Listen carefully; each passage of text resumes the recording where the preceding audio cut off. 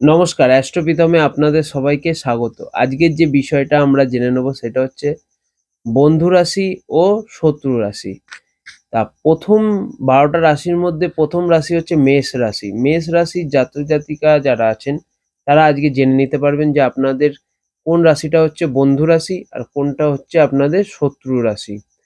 তা প্রথমত বন্ধু রাশি যেগুলো আছে সেটা হচ্ছে আমাদের যে হচ্ছে ভাগ্য, কর্ম আর লাভ স্থানের মানে 9th হাউস, 10th হাউস আর 11th হাউসের যে রাশিগুলো হয় সেটা হচ্ছে আমাদের জন্য সবথেকে পজিটিভ এবং বন্ধু রাশি বলে আমরা গণ্য করতে পারি।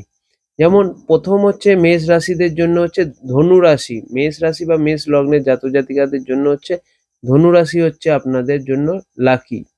আর কর্মস্থানের জন্য আপনাদের যেটা হচ্ছে লাকি রাশি হচ্ছে সেটা হচ্ছে মকর রাশি।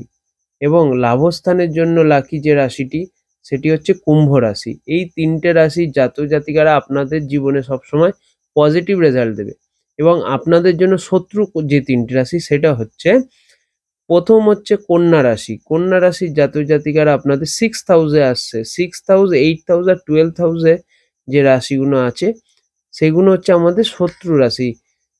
এখান থেকে আপনারা সারা জীবন রোগ, ঋণ, শত্রু এবং নানান ধরনের লসেস এবং নানা ধরনের সমস্যা এই রাশির জাতক-জাতিকারাই আপনাদের জীবনে পড়বে।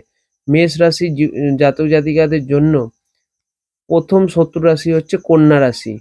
তারপর হচ্ছে বৃশ্চিক রাশি আর হচ্ছে মীন রাশি। এই ৩টি রাশির জাতক-জাতিকারা আপনাদের জন্য অ অশুভ বা নেগেটিভ রেজাল্ট দেবে বা এনিমি আমরা যাকে বলি।